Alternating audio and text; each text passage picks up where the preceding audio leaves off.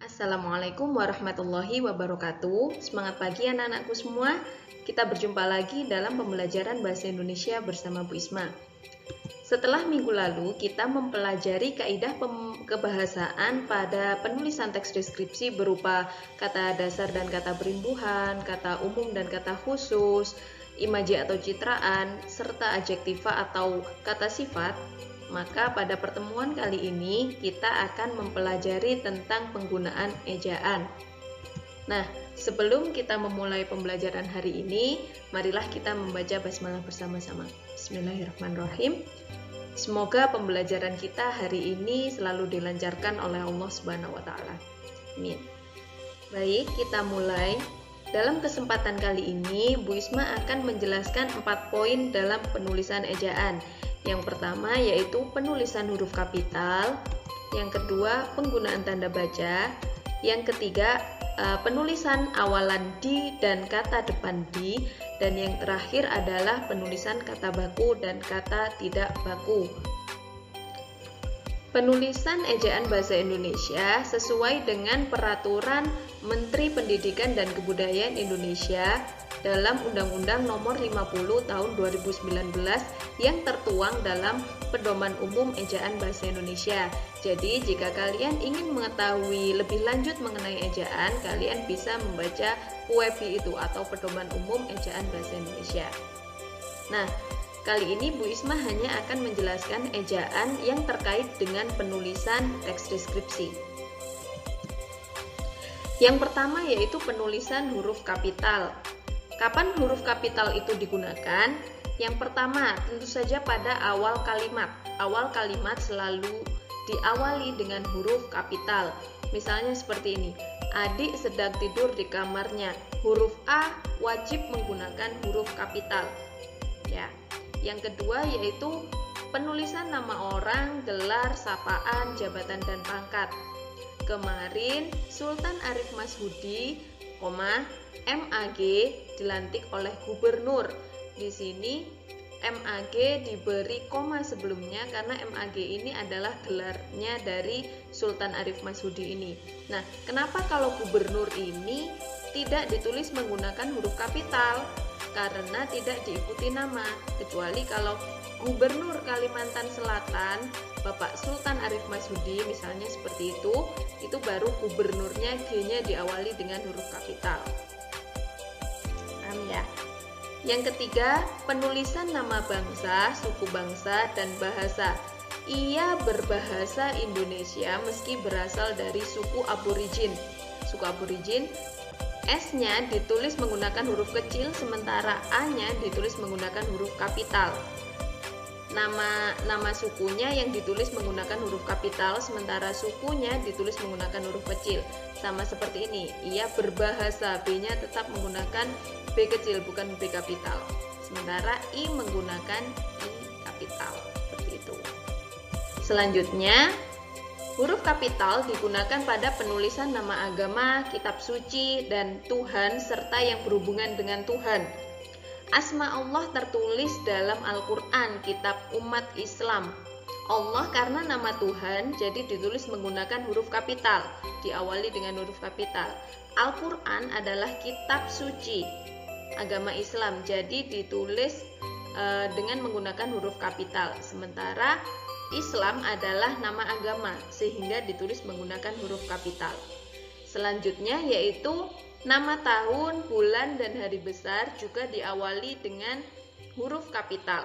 Hari Idul Adha jatuh pada tanggal 10 Dzulhijjah.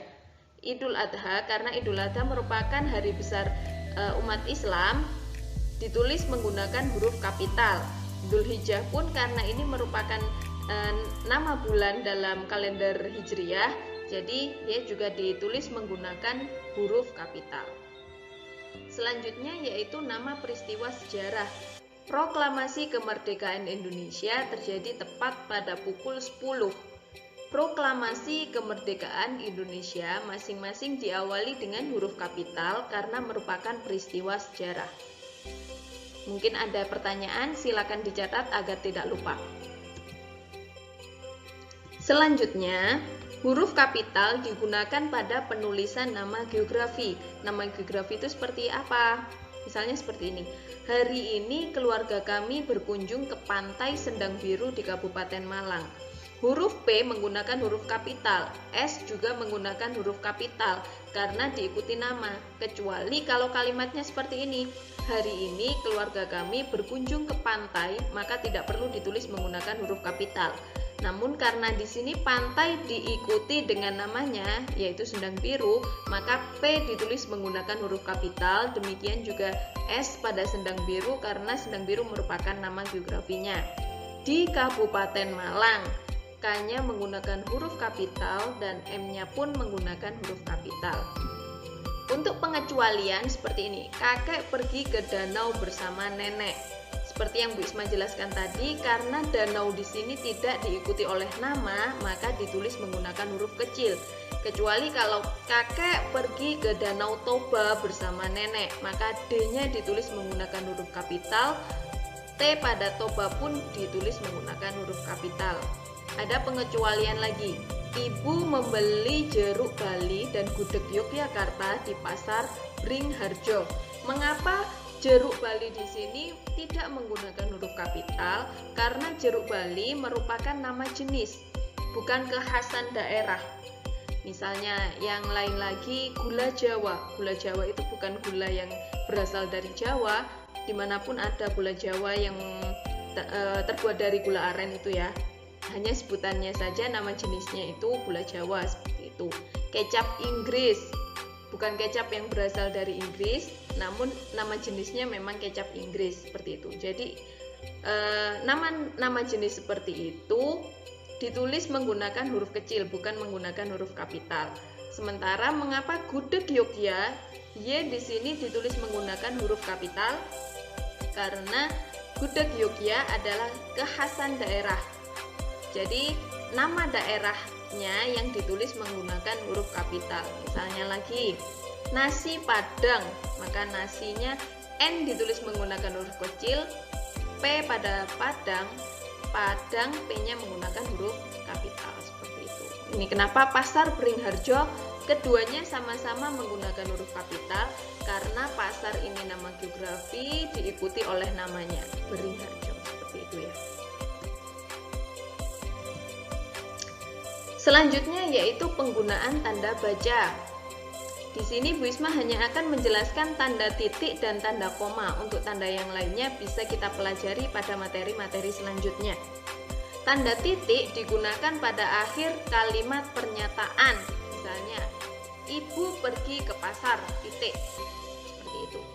Bedakan dengan penggunaan tanda tanya dan tanda seru. Tanda tanya digunakan saat kita menanyakan sesuatu, dan tanda seru digunakan ketika mengakhiri kalimat perintah. Selain itu, tanda titik digunakan ketika memisahkan bilangan ribuan atau kelipatannya. 1000, 1.000, seperti itu. Jangan sampai menulis 1000 tapi hanya 1000, ya. Baiklah, selanjutnya kita beralih ke tanda koma. Kapan sih tanda koma digunakan? Yang pertama, tanda koma digunakan di antara unsur-unsur pemerincian. Misalnya, seperti apa? Seperti ini. Ibu membeli bayam, tomat, dan wortel. Kebiasaan kalian itu kalau menulis seperti ini. Ibu membeli bayam, tomat, dan wortel. Tidak ada tanda koma setelah tomat. Jadi, yang benar sesuai dengan pedoman umum ejaan bahasa Indonesia, tanda koma diletakkan setiap pemerincian ini. Yang kedua, tanda koma dipakai sebelum kata penghubung seperti tetapi, melainkan, dan sedangkan. Bangunan itu tampak megah, tetapi tidak begitu besar karena ada tetapi sebelumnya diberi tanda koma.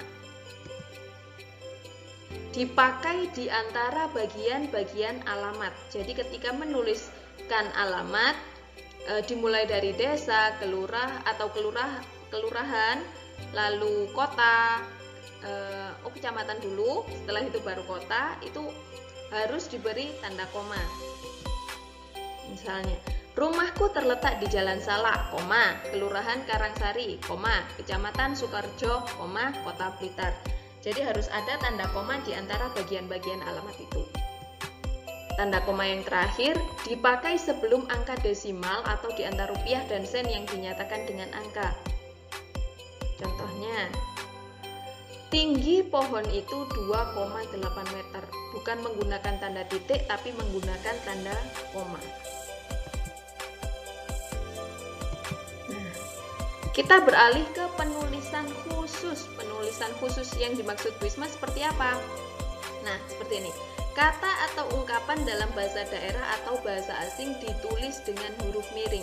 Jadi ketika kalian menuliskan teks deskripsi lalu menggunakan bahasa daerah atau bahasa asing, misalnya bahasa Inggris, kalian wajib menuliskannya dengan huruf miring.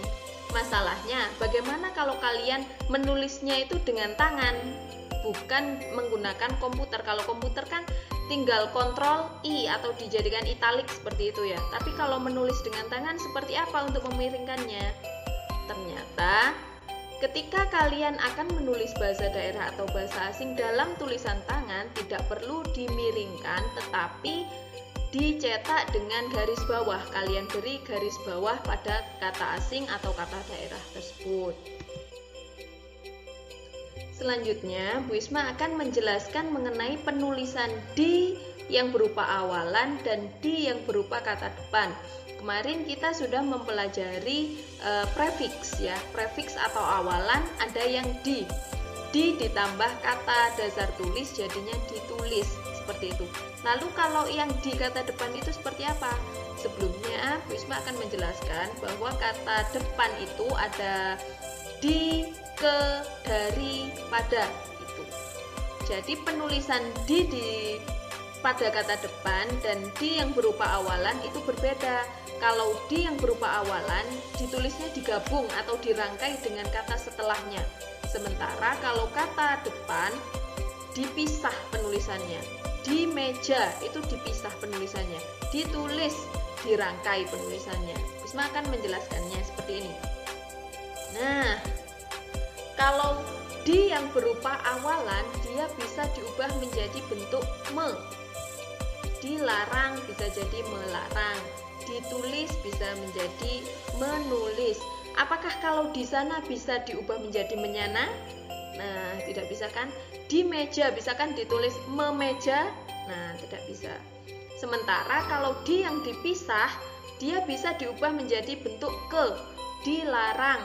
Kelarang nggak mungkin kan? Ditulis, ketulis juga tidak bisa karena ketulis itu terpengaruh oleh bahasa Jawa.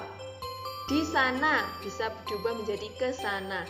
Di masjid, ke masjid. Di sekolah, ke sekolah. Bukan di sekolah, menyekolah. Tidak bisa kan? Nah, tapi ada pengecualian. Misalnya pada kata ini, dibalik, dia boleh penulisannya dirangkai karena dia juga bisa diubah menjadi bentuk membalik. Bukunya dibalik, ia membalik buku, bisa kan? Lalu ada yang dibalik, dinya berupa kata depan. Dibalik, kebalik. Ia bersembunyi di balik tirai. Ia pergi ke balik pintu, seperti itu. Nah, silakan diperhatikan ya, karena ini penggunaan di yang berupa awalan dan di yang berupa kata depan ini ternyata masih banyak dari kalian yang belum memahaminya. Kalian sering menulis misalnya kata di sekolah itu dirangkai, padahal di-nya itu harus dipisah karena dia merupakan kata depan. Penunjuk cirinya seperti ini. Kalau kata depan itu di, ke, dari, pada itu biasanya diikuti kata tempat, bukan kata kerja ya. Kalau ada pertanyaan silakan ditanyakan. Baik, pembahasan terakhir kita pada hari ini adalah mengenai penulisan kata baku dan kata tidak baku. Sebenarnya kata baku itu yang seperti apa sih?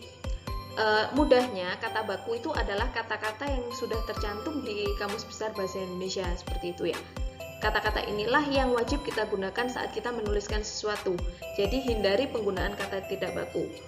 Wisma akan memberikan contoh dalam dua kolom. Kolom pertama atau kolom kedua yang merupakan kata baku, silakan tebak ya. Kolom pertama ada masjid. ustaz, musala, negeri, kwitansi, nasihat, praktik, dan atlet serta apotek. Kolom kedua, masjid, ustaz, musola, negeri, kwitansi, nasihat, praktek, atlet, dan apotik.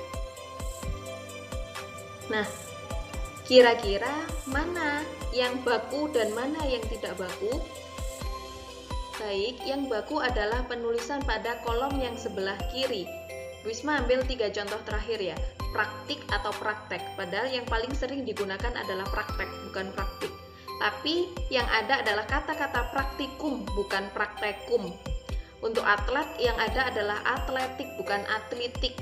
Dan apotek ada apoteker, bukan apotiker. Nah, memang ini sulit-sulit gampang ya. Jadi memang kita harus sering-sering membuka Kamus Besar Bahasa Indonesia untuk menentukan kata itu sebenarnya baku atau tidak baku. Selain itu juga perlu membuka yang namanya PUEB itu tadi, Pedoman Umum Ejaan Bahasa Indonesia, karena di sana ada pengaturan penulisan kata baku dan kata tidak baku. Nah, demikian materi yang bisa Bu Isma sampaikan untuk hari ini. Ada kurang lebihnya Bu Isma mohon maaf. Jika ada pertanyaan jangan ragu untuk bertanya. Mari kita tutup pertemuan kita pada hari ini dengan membaca hamdalah bersama-sama. Alhamdulillahirabbil alamin. Wassalamualaikum warahmatullahi wabarakatuh.